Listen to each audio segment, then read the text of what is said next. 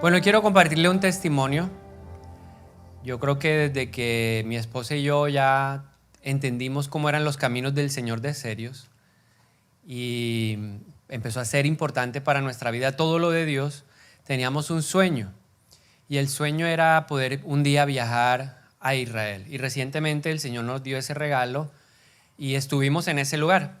Y quiero comenzar mostrándole una foto, no es mía, una foto de un lugar que estábamos visitando. Yo iba con la expectativa, cuando llegué a ese lugar es Engadi. Y específicamente en la Biblia es importante porque en ese desierto o en ese lugar, en el desierto de Judea, en Engadi, David se escondió por mucho tiempo del rey Saúl. Entonces para mí era como la materialización de muchas cosas que yo había leído en la Biblia y que ahora mis ojos lo podían ver y ayudar a entender de una mejor manera.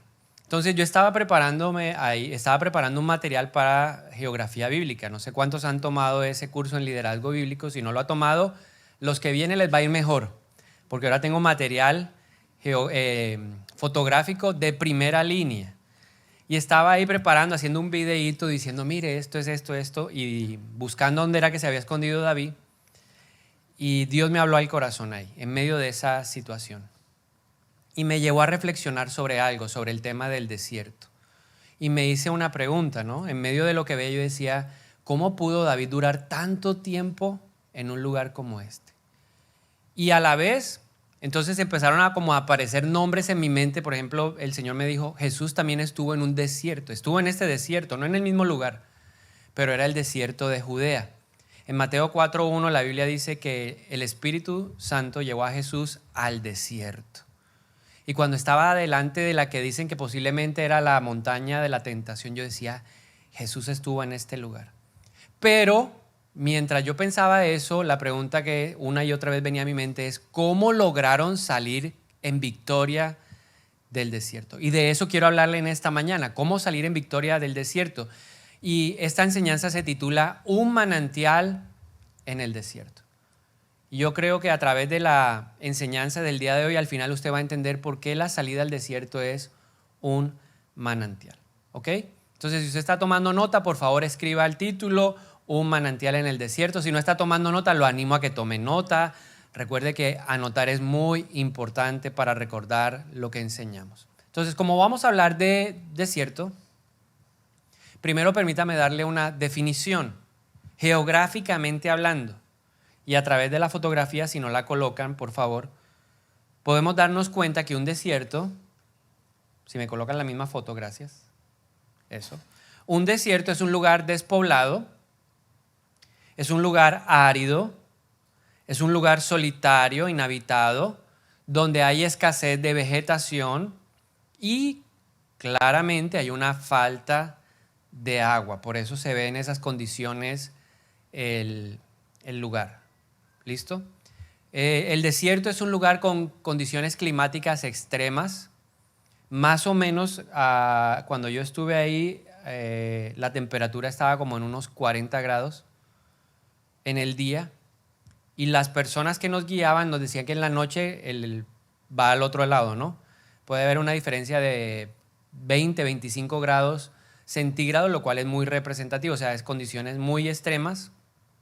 Hay muchos animales, toda clase de animales, serpientes, animales venenosos, lo que hace el desierto un lugar peligroso. ¿Listo? Ahora, si llevamos eso a nuestra vida, un desierto lo podemos definir como una temporada, un momento, una etapa en nuestra vida en donde enfrentamos problemas, dificultades, aflicciones, enfermedades o estamos viviendo malos momentos, sequía espiritual, mental, emocional. Eso es un desierto. El desierto es un tiempo de crisis, en resumen. Entonces la pregunta es, ¿cuántos alguna vez se han sentido así, en un lugar así? ¿Cuántos alguna vez se han sentido así que dicen, Dios mío, qué lugar, qué temporada tan difícil, qué momentos tan complicados? Yo no esperaba estar viviendo esto, pero lo estoy enfrentando. ¿Listo? Entonces, volvamos a ver la foto. Ahí está la foto. Pregunta, ¿a cuánto les gustaría ir a pasar una semanita por allá? A ver, ¿cuántos? Levanten la mano, a ver. Pues no se lo recomiendo, pero si usted quiere ir. La mayoría no levantó la mano. ¿Por qué? Porque no nos gustan los desiertos. Nos gustan los lugares más, con un clima mucho más agradable, más verdes, con otro tipo de paisaje. Y eso nos deja ver que en nuestra naturaleza humana y en la cultura de este mundo no hay una motivación o una invitación al desierto. Al contrario, nuestra naturaleza y la cultura nos invita a evitar el dolor. No nos gusta el dolor, ni tampoco nos gustan los procesos. ¿Por qué? Porque el proceso va en contra de la satisfacción inmediata. Entonces, la conclusión es que a la mayoría de nosotros no nos gustan los desiertos, pero los desiertos van a ocurrir en nuestra vida. Todos aquí, aunque no haya levantado la mano, en algún momento, en alguna circunstancia de la vida, vamos a vivir desiertos, vamos a tener problemas. Pueden ser financieros, pueden ser familiares, pueden ser laborales, pueden ser con los hijos, pueden ser entre los esposos, o físicos. Pero vamos a enfrentar desiertos. Jesús dijo, en el mundo siempre tendrán problemas. Y es una realidad. Pero algo muy importante que debemos tener presente es que los desiertos no son descuidos de Dios. Ni los desiertos son accidentes de Dios. Para Dios un desierto es una oportunidad de transformación. Yo quiero que usted lo repita conmigo para que le quede grabado. El desierto es una oportunidad de transformación, de cambio para nuestra vida. Y eso está plasmado en la palabra de Dios. Deuteronomio 8, 2, 3. Moisés le está hablando a una generación que ha estado en un desierto como este, que ha pasado muchos años dando vuelta por un lugar y por otro en desiertos, y les dice, recuerda cómo el Señor tu Dios te guió por el desierto durante 40 años, donde te humilló y te puso a prueba para revelar tu carácter y averiguar si en verdad obedecerías sus mandatos. Sí, te humilló permitiendo que pasaras hambre y luego alimentándote con maná, un alimento que ni tú ni tus antepasados conocían hasta ese momento. Lo hizo para enseñarte que la gente no vive solo de pan, sino que vivimos de cada palabra que sale de la boca del Señor. En Oseas 2:14, tiempo después, el profeta dijo, hablando de parte del Señor, le hablaba a la nación, al pueblo de Dios, y le dijo, pero luego volveré a conquistarla. La llevaré al desierto y allí le hablaré tiernamente. Entonces, de estos dos pasajes, encuentro 4 cosas que Dios busca a través del desierto, para que usted las tenga presentes.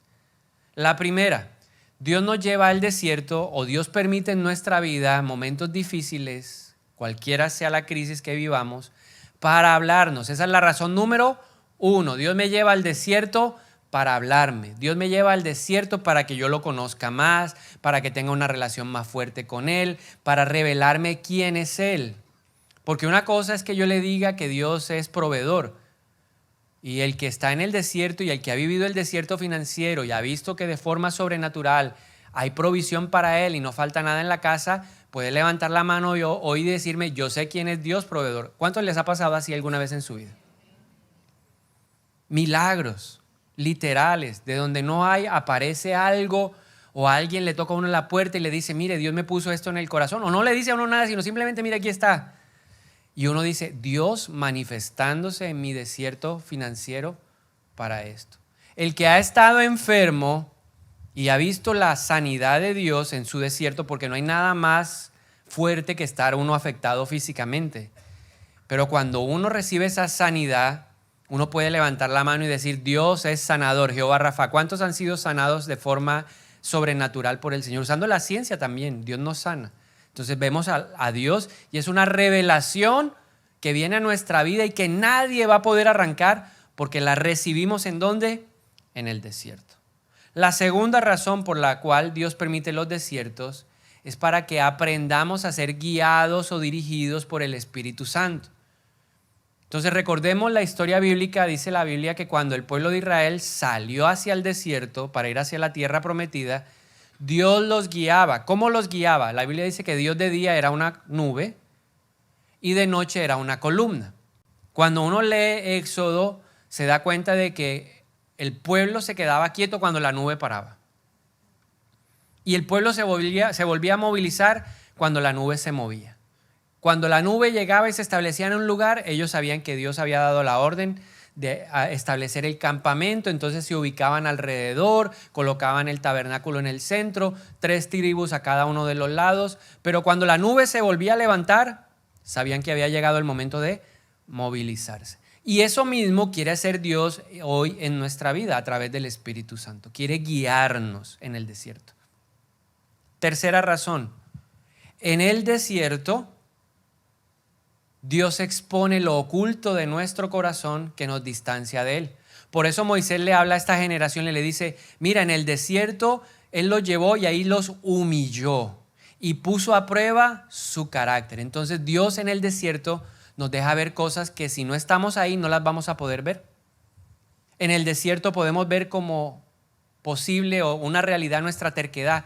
¿Cuántas veces no hemos sido tercos a algo que Dios nos está diciendo? Pero llegamos al desierto y nos damos cuenta de que hemos sido obstinados, llevados de nuestro propio parecer. O estamos en el desierto y Dios nos muestra, han sido orgullosos. O estamos en el desierto y Dios nos muestra los temores. Yo me acordaba, mientras pensaba en esto, de un desierto en el que yo estuve financiero. Y Dios me permitió estar mucho tiempo sin un trabajo para que yo me diera cuenta de que tenía que trabajar mis temores, porque la Biblia dice que Dios no nos ha dado espíritu de temor, sino que Dios nos ha dado un espíritu de poder, de amor y dominio propio. Pero yo estaba lleno de temores, de inseguridades que tenían que ser trabajadas. ¿Dónde las pude ver? En el desierto. En el desierto otras personas han visto su independencia. En el desierto otros han visto que han sido apáticos con las cosas de Dios. Entonces le han hablado por aquí, le han dicho por allá. Exacto, le dice, mira, Dios te ama, Dios quiere esto, pero hay gente que a veces nosotros somos un poco testarudos y distantes, pero cuando estamos en el problema nos acordamos de esa palabra, como dice la Biblia, la palabra de Dios nunca vuelve vacía. Así que usted siempre siembre la palabra, que Dios se encarga de regarla y a su tiempo va a dar fruto. Pero Dios muestra la indiferencia, la frialdad, la religiosidad, la cotidianidad o la mundanalidad. Cosas como esa afloran ¿en dónde? En el desierto. Porque son cosas que nos distancian o nos separan de Él. Y finalmente, en cuarto lugar, lo que yo veo del desierto es que Dios usa el desierto para medir mi coherencia. ¿Qué tanto entre lo que hablo y lo que digo se vive? Porque a veces somos incoherentes. Hablamos mucho de Dios, pero vivimos poco lo de Dios. Entonces el desierto nos deja ver qué tan coherentes somos. Porque la Biblia dice que nosotros no solamente debemos ser oidores, sino que hay que ser también hacedores. Entonces, esas 4 razones encuentro yo del por qué Dios permite los desiertos en nuestra vida. Pero si usted está viviendo un desierto, permítame darle una buena noticia. En el desierto, Dios está con nosotros. Levante su mano y diga, gracias Dios por estar conmigo en el desierto. ¿Quién está contigo en el desierto? Dios, no se preocupe. Que Dios nos va a sostener, Dios nos va a sustentar, Dios nos va a dar la fuerza, Dios nos va a dar el ánimo. Dios está ahí para decirnos, vamos. Pero hay otro personaje que también está en el desierto. Y la Biblia dice claramente quién es, y lo leímos en Mateo 4:1. La Biblia dice, y el Espíritu Santo llevó a Jesús al desierto. Pero luego dice, y ahí estaba, ¿quién? A ver, si usted fue un buen lector, si tiene una comprensión lectora, se puede acordar. Si no, volvámoslo a poner para que usted se dé cuenta. A ver, ¿quién estaba ahí en el desierto? Mateo 4:1, ¿me lo colocan, por favor? ¿Quién estaba en el desierto? El Espíritu llevó a Jesús al desierto. ¿Para que allí lo tentara quién? O sea, ¿quién más está en el desierto? El diablo. ¿Y qué hace el diablo en el desierto? Es la pregunta que uno debería hacerse. Bueno, ¿y qué hace ese señor allá? Dios me lleva al desierto para que yo viva un proceso de transformación, para que yo viva un proceso de crecimiento, para que yo viva un proceso en donde lo conozca más a Él, donde yo aprenda a ser guiado por el Espíritu Santo. Pero el diablo también tiene un propósito en el desierto. Y él empezó a tentar a Jesús y le dijo, oiga, usted tiene hambre, ¿cierto? Lleva 40 días en un ayuno ahí tremendo que nadie es capaz de hacerlo solo. Yo decía, Jesús 40 días, ¿cómo hizo en ese desierto? Y claramente Satanás tiene un objetivo. La palabra Satanás significa adversario. Y como adversario del creyente, él quiere que yo responda de manera equivocada al desierto. Es decir, el desierto tiene formas apropiadas para responder a esa situación o circunstancia. y el enemigo nos incita a responder de manera inadecuada. ¿Cómo hace esa invitación? Jeremías 2:13 nos dice cómo trabaja el enemigo en el desierto para que respondamos de manera equivocada. Jeremías 2:13 dice, pues mi pueblo ha cometido dos maldades. Me ha abandonado a mí, la fuente de agua viva, y ha cavado para sí cisternas rotas que jamás pueden retener el agua. Entonces, este pasaje nos deja ver que en el desierto, en medio de la crisis, en medio del problema, Dios espera que yo responda de una manera. Pero de la misma forma, en el otro lado está Satanás invitándome, animándome, impulsándome para que yo responda de una manera equivocada. En el desierto da sed. ¿Sí o no? Yo le puedo dar testimonio de que uno tiene sed. Yo fui a recorrer eso y fueron 10 minuticos caminando. Y cuando regresé me tomé como 2 litros de agua. O sea, yo le puedo decir con certeza de que el desierto da sed. Y el desierto, la crisis también da sed en la vida de uno. Uno se siente seco. ¿Cuántos alguna vez se han sentido así? En medio del problema, en medio de la dificultad, en medio de la adversidad, en medio de la aflicción, en medio del dolor, en medio del problema. ¿Cuántos han querido tirar la toalla alguna vez? Sea sincero, libérese hoy, sea libre, sea libre. Los demás, gloria a Dios por aquellos que dicen, yo permanezco fiel ahí hasta la última. Para esos espiritualoides, bueno, entonces bendiciones. Pero nosotros los normales, ¿cómo nos sentimos en el desierto? ¿Alguna vez no se ha querido levantar de la cama? ¿Sí? ¿Sí le ha pasado también? ¿Alguna vez ha dicho, ya no voy más a la iglesia? Sí, Señor, y después, ¿quién predica? Si yo no voy, ¿quién predica? Pero eso pasa en el desierto. Entonces el enemigo dice, no respondas como Dios quiere que respondas en el desierto. Y me anima a buscar algo que llamamos cisternas rotas. Entonces, ojo, en el desierto el enemigo te invita a abandonar a Dios. En otras palabras, te está diciendo, ¿tienes sed?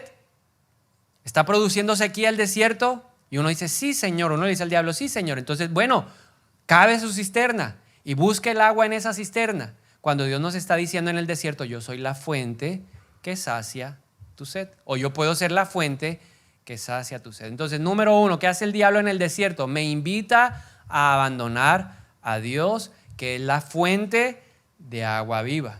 Y luego me dice, cava tu cisterna, haz tu propia cisterna, almacena el agua que va a saciar tu sed. Entonces, en el desierto, el enemigo me va a impulsar, me va a animar a que yo busque soluciones a mi problema en mis propias fuerzas. Eso es una cisterna rota, de la que habla Jeremías. Yo le voy a mostrar una foto para que usted vea lo que es una cisterna. Eso es una cisterna, allá en esa zona. Son zonas áridas. Entonces, ¿qué es lo que hacen? Hacen un hueco en la tierra, ahí donde hay mucha piedra, luego tratan de revestirlo de alguna manera, hacen canales para que cuando llueva a través de esos canales, ese pozo o ese estanque que es hecho por la mano del hombre, almacene el agua. Pero ¿qué le pasa al agua almacenada? Se empieza a dañar. No es la misma que un agua fluida.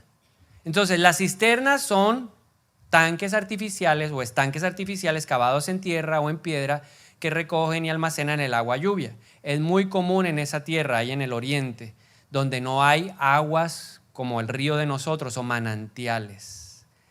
Pero lo que a mí me impresiona es cómo la Biblia llama a esas cisternas. Jeremías 2:11 dice el profeta, ¿alguna vez una nación ha cambiado sus dioses por otros, aun cuando no son dioses en absoluto? O sea, él está haciendo una reflexión porque el pueblo de Dios está cambiando al Dios verdadero por dioses falsos. Entonces él dice, a mí no me cabe en la cabeza pensar que un filisteo va a cambiar al dios Dagón por otro dios. Aunque no sea el dios verdadero, ellos siguen fieles al dios ese. O los moabitas con Moloc, o así, cada una de esas naciones que tenían sus propios dos dioses. Él decía en esa reflexión, ¿cómo es posible que nosotros teniendo el Dios verdadero lo cambiamos por otras cosas? Ni siquiera el pagano que no conoce a Dios y que tiene un Dios falso lo cambia, es fiel a ese Dios. Y así nos pasa a nosotros. El diablo en el desierto nos lleva o nos invita a cambiar al Dios verdadero por cualquier otra cosa. Pero lo impresionante es lo que dice el profeta. Dice, sin embargo, mi pueblo ha cambiado a su glorioso Dios por ídolos inútiles. ¿Cómo son los ídolos? Inútiles. Entonces, una cisterna que yo hago en mi propia fuerza, en mi desierto, se convierte en un ídolo inútil. Un ídolo es cualquier cosa que reemplace a Dios en nuestra vida. Cualquier cosa.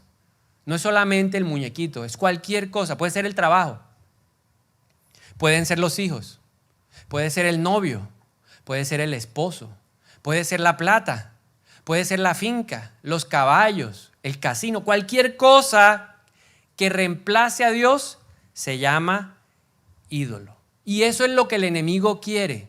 Porque en el desierto, ¿cómo estoy yo?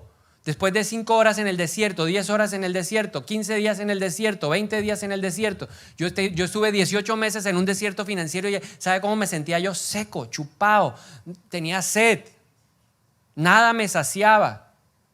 Porque esa es la realidad del desierto. El desierto va a producir en tu vida sed. Y en medio de esa necesidad, entonces, el enemigo dice, busca un ídolo.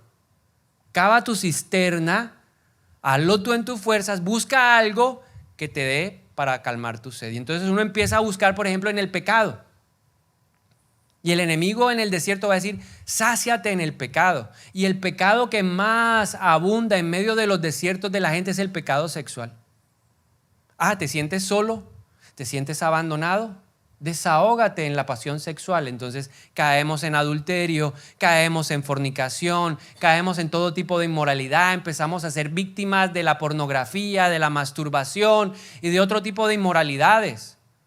Porque el enemigo nos está diciendo, tienes sed, te sientes solo, eso te va a saciar. Y uno cree que el pecado lo va a saciar. Uno le cree a ese ídolo inútil que eso lo va a uno a llenar. Y resulta que uno bebe de ese tanque.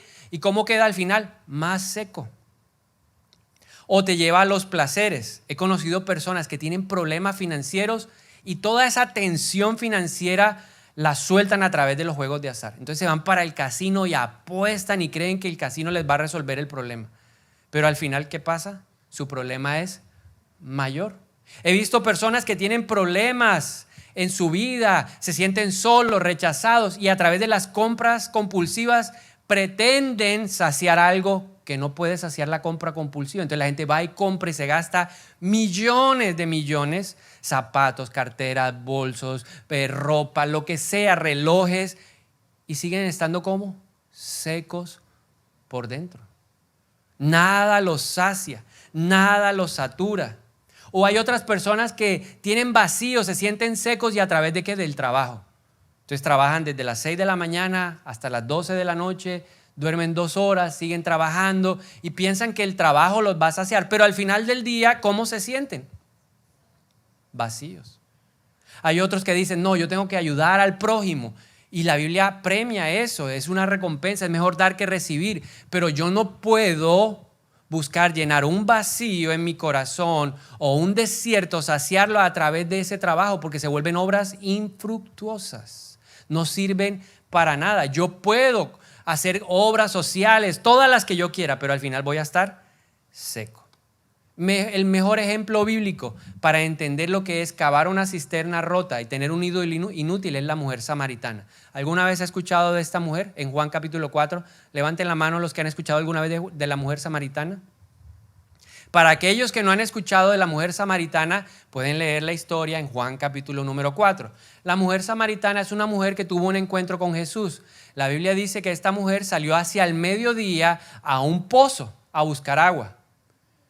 Y no era lo común, porque nadie con 3 dedos de lógica sale al mediodía en ese solazo y en ese desierto a buscar agua. Lo normal era hacerlo en el atardecer.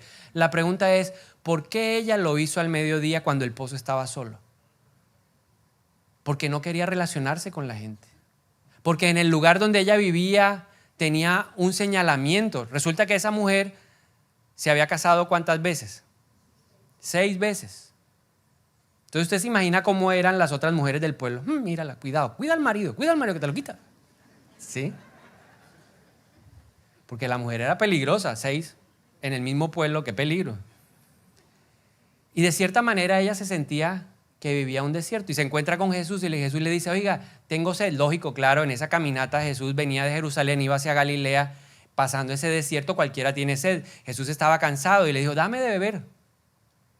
Pero era una excusa para decirle, tú has estado buscando saciar en tu desierto tu sed de una manera equivocada.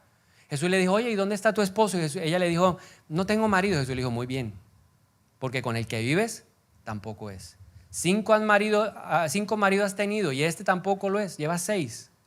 Y ella quedó impresionada. Pero lo más impactante es lo que Jesús le dice en Juan capítulo número 4, versículo 13, cuando están hablando del agua. Jesús le dice, ya hace una comparación, cualquiera que beba de esta agua pronto volverá a tener sed, refiriéndose a el pozo. Pero todos los que beban del agua que yo doy no tendrán sed jamás. Esa agua, la mía, se convierte en un manantial que brota con frescura dentro de ellos y les da vida eterna. Esa mujer, ¿dónde estaba tomando? Si me vuelven a colocar la foto del pozo, del estanque, de la cisterna. Producción, cisterna. Se nos privó. Ah, aquí está. ¿Dónde estaba tomando agua ella? De un pozo. Alguien lo había hecho. Dice que era el pozo de Jacob. Y Jesús le dijo, no, esa agua ha estado ahí estancada. Puede que encuentres agua, pero no es una agua buena. Los que han tomado agua de pozo, ¿qué les ha pasado? ¿A cuánto les ha dado diarrea? A ver, levanten la mano. Pues no es lo mismo, ¿cierto? No es, esa agua no es, esa agua ahí que está ahí. Y Jesús le dijo, esa agua te va a dar sed. Pero esta agua, y le voy a pedir que me muestre el manantial. Miren lo que es un manantial. Eso es un manantial. ¿En dónde? En el desierto. En medio de tu problema, en medio de tu necesidad, en medio de tu crisis, en medio de lo que estés padeciendo. Déjeme la foto, por favor. Dios quiere darte un manantial. ¿Qué diferencia hay en el agua entre un manantial y un pozo? Todas. ¿Sabe cómo era esa agua? Deliciosa, pura, refrescante, fresca. Todo el mundo se quiere meter ahí. Todo, uno hacía colita ahí porque uno estaba esperando el turno para uno. Porque no hay nada mejor en el desierto que un manantial. Y lo que Dios quiere es que en tu desierto, en el que vas a vivir o en el que estás viviendo, no busques cisternas, el agua de pozo. Dios quiere que tú busques el agua del manantial. Eso es lo que Jesús le estaba diciendo a la mujer samaritana. Tú has buscado saciar tu rechazo. Tú has buscado saciar tu aislamiento. Tú has buscado saciar la necesidad de ser amada en los hombres. Pero ningún hombre te amará como Dios te ama. Ningún hombre te amará como yo te amo, le dijo Jesús. Ningún hombre te dará lo que solamente yo te puedo dar. Y eso es lo que hay que entender. Nadie nos va a dar lo que necesitamos en la plenitud, sino la fuente de agua viva, el manantial en el desierto. Entonces Dios quiere manantiales para mí. Y algo que me impresionaba de ese lugar, que me decía el guía, es más arriba hay manantiales más grandes. No podemos ir allá por falta de tiempo y porque teníamos una limitación en el grupo de que había personas muy adultas que no podían escalar. Pero el Señor me decía esto y te lo quiero compartir hoy. No importa el desierto, Dios tiene un manantial apropiado para ese desierto. Si tu desierto es mayor, hay un manantial mayor. Si tú sientes que tu desierto es muy grande, hay un manantial más grande que te está esperando para saciar tu sed, para darte la fuerza necesaria para que tú resistas el desierto. Yo no te estoy diciendo de que el manantial va a acabar el desierto, te estoy diciendo el manantial te va a dar la fuerza para resistir el desierto, para que tú puedas esperar pacientemente el tiempo de Dios para que te lleve hacia la tierra prometida.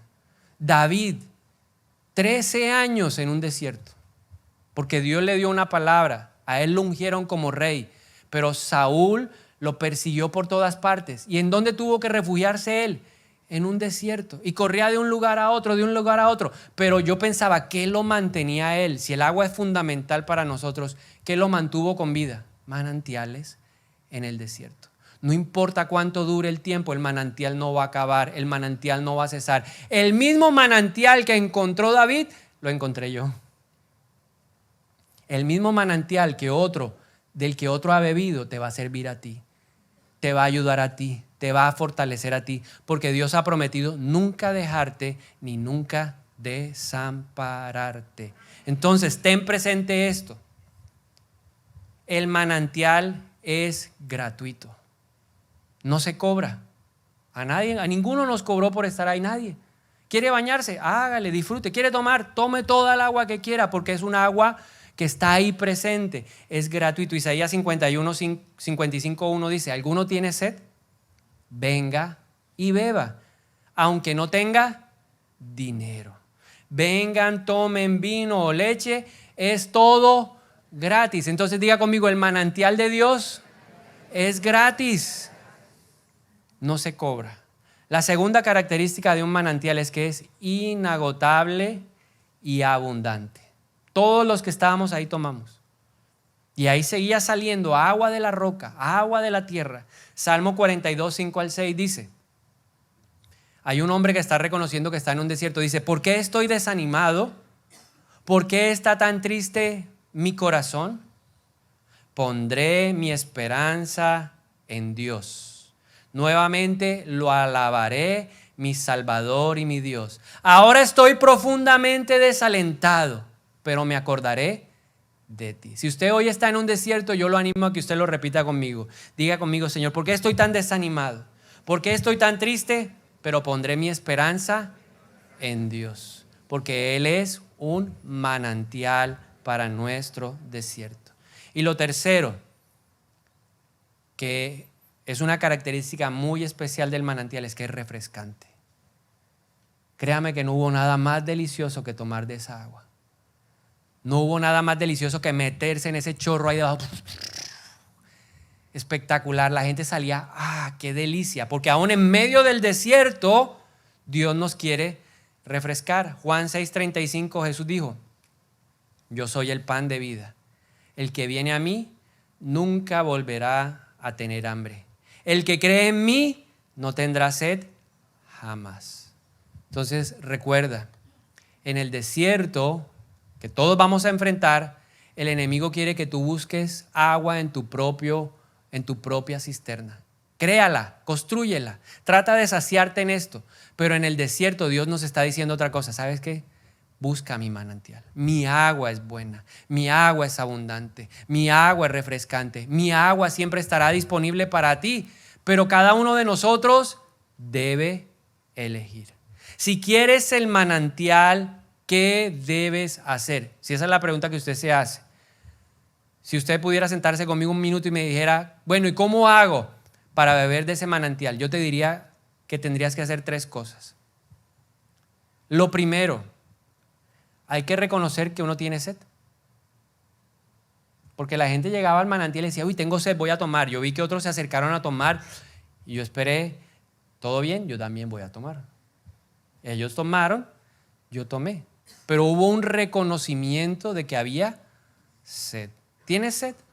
¿Te sientes seco en el desierto? Tú dices, espiritualmente no quiero nada, no quiero leer la Biblia, no quiero orar, no quiero ir a la iglesia, no quiero hacer nada, me siento desanimado. Fíjese, el salmista dijo, ¿por qué estoy tan desanimado? ¿Por qué estoy tan triste?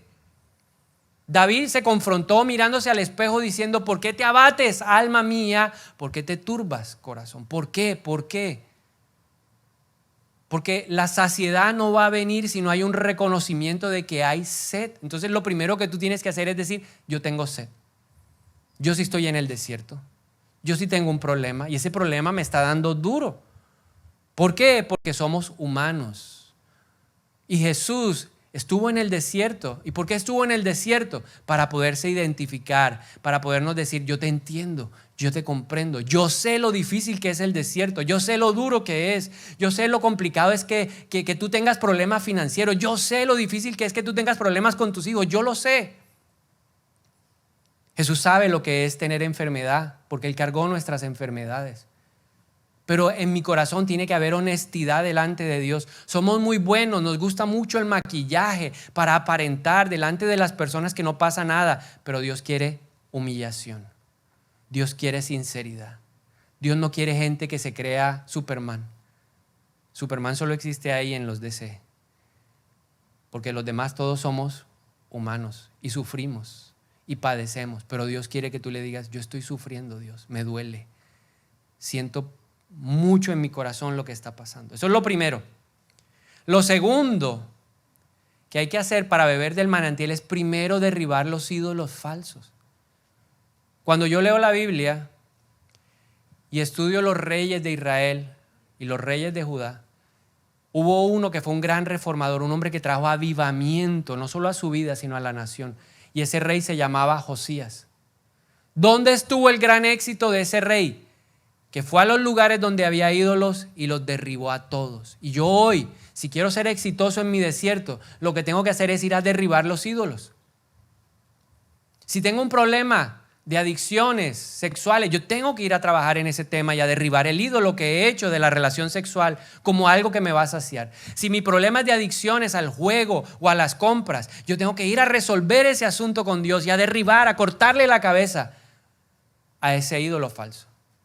Como se lo cortó Gedeón en Jueces capítulo 6 y Jueces capítulo 7. Ahí está la historia de Gedeón. Le cortó, destruyó el ídolo. Hay que destruir el ídolo. Si el trabajo se ha vuelto tu ídolo, hay que destruir el ídolo. Ahora, no me vaya a malinterpretar porque me tocó aclararlo en el primero, que la gente dice, ahora voy a salir a renunciar. Yo no le estoy diciendo eso. Yo lo que le estoy diciendo es que el trabajo no debe ocupar el lugar de Dios. Trabaje duro, porque la Biblia dice que el que no trabaja, que no coma. Pero mi trabajo no puede ser la válvula de escape para tratar de saciar mi sed. Destruye el ídolo. Y lo tercero, ve y bebe del manantial. 2 acciones concretas para ir y beber del manantial. O sea, ¿cómo bebo yo del manantial? Porque hay una manera de beber del manantial. Cuando yo veo la Biblia, me doy cuenta de que hay una manera, hay formas correctas de hacer las cosas. Y Pablo nos dice en 1 Corintios 10:4, la primera para ir a beber el manantial. Dice la palabra de Dios, y todos bebieron la misma agua espiritual. Pues bebieron de la roca espiritual que viajaba con ellos, y esa roca era Cristo. ¿Y quién es Cristo? La palabra. O sea, ¿te quieres saciar en el desierto? Financiero, familiar, personal, físico, cualquiera sea. ¿Te quieres saciar? ¿Quieres que tu sed se calme? Lo primero que tienes que hacer es buscar la palabra de Dios. Lee la palabra de Dios. Medita en la palabra de Dios. Y la palabra de Dios te va a dar promesas. Dios te va a dar promesas en su palabra que te van a refrescar, que te van a dar ánimo, que te van a dar esperanza, que te van a dar fuerza para continuar, que te van a decir, no claudiques, porque el que persevera alcanza el galardón. El que persevera alcanza el galardón. Dios te va a llenar de promesas. Porque Dios habla. La Biblia dice, ¿será que el que hizo la boca no hablará? Dios te va a hablar. Porque Él no rechaza al humilde de corazón. Pero se necesita que, Señor, háblame. En mi desierto, en mi necesidad, en mi problema, en mi dolor, en lo que estoy padeciendo, en mi crisis matrimonial, háblame. Le garantizo que Dios le va a hablar. Porque la Biblia dice que Dios resiste siempre al soberbio, pero Dios abraza al humilde, al que dice, yo tengo necesidad de Dios. ¿Sabe quién dice que no hay necesidad de Dios? El necio, dice la Biblia. Pero si tú levantas la mano y le dices, Señor, yo necesito de ti. Usted no vino en vano. Usted vino porque usted quería una palabra de Dios para su vida, porque usted quería un mensaje que llegara a su corazón. Por eso usted vino un domingo como hoy. Podría estar en la playa o podría estar paseando en una finca. Pero usted vino a buscar una palabra que viene de parte de Dios, que lo quiere levantar, que lo quiere animar y que le quiere decir que el desierto no es el final. El desierto no es lo último que vas a ver. ¿Por qué? Porque Dios te diseñó para ser conquistador. Porque Dios te hizo para que fueras a poseer la tierra prometida. Por eso estás aquí. Porque el Espíritu Santo te dijo: ve a buscar la palabra que es para ti. Aférrate a ella. Aférrate a ella. Eso es lo que hay que buscar. Aferrarnos a la palabra. La palabra va a saciar tu sed. Y finalmente, el segundo acto que debemos hacer para beber del agua es pedir el derramamiento del Espíritu Santo, la llenura del Espíritu. Y estando allá en Israel, me explicaban sobre una ceremonia que ellos hacen. Durante la fiesta de los tabernáculos, el Sukkot,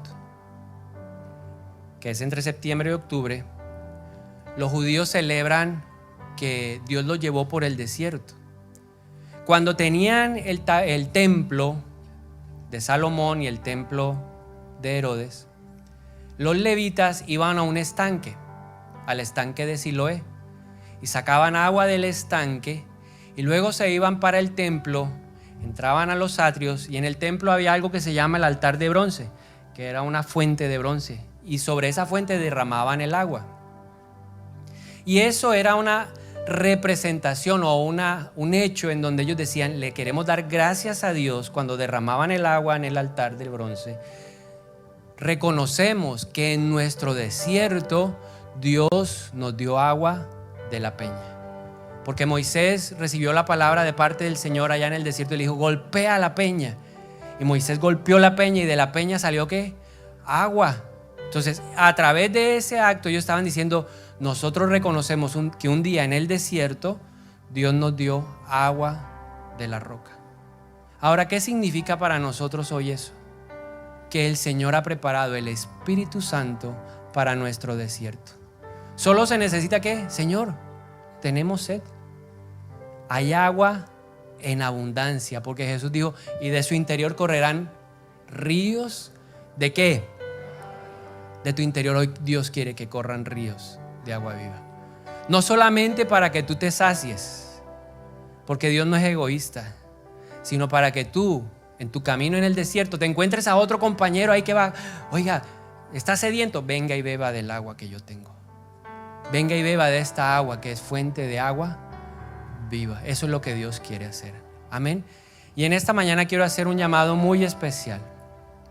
Quiero invitar a aquellos que están viviendo desiertos, o a aquellos que hoy se sienten secos por cualquier razón, que dicen: sabe que mi vida espiritual no da más, yo mentalmente no puedo más, sabe que emocionalmente estoy devastado, no tengo fuerza, pastor, ayúdeme. Si usted es uno de ellos, yo le voy a pedir un favor a toda la iglesia,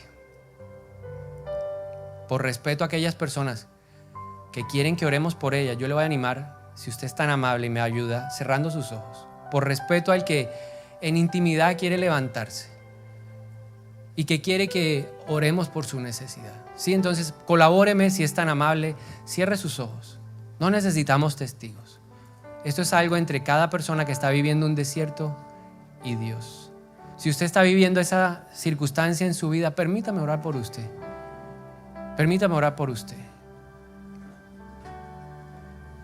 Cualquiera sea el desierto, cualquiera sea su desierto, permítame orar por usted. Cerremos los ojos. Denme el privilegio de orar por usted.